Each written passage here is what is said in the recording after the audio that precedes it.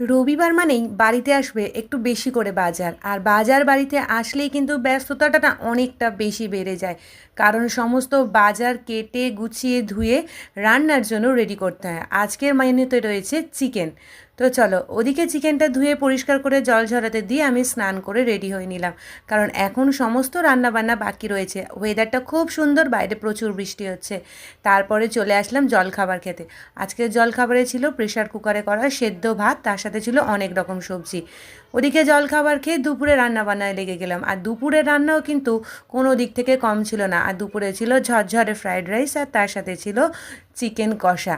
রবিবার মানেই এই রকম স্পেশাল রান্না করতে আমার ভীষণ ভালো লাগে, তখন শরীরে কিন্তু আর কোনো ক্লান্তি লাগে না। এদিকে আমার চিকেন কষা একদম রেডি, আর ওদিকে ফ্রাইড রাইসটা তো অনেকক্ষণ আগেই তৈরি হয়ে গেছে। এই ছোট্ট আর সিম্পল রবিবারের শর্টসটা তোমাদের যদি ভালো লেগে থাকে অবশ্যই কিন্তু লাইক কমেন্ট করে পাশে থেকো। আমার দুপুরের লাঞ্চ রেডি।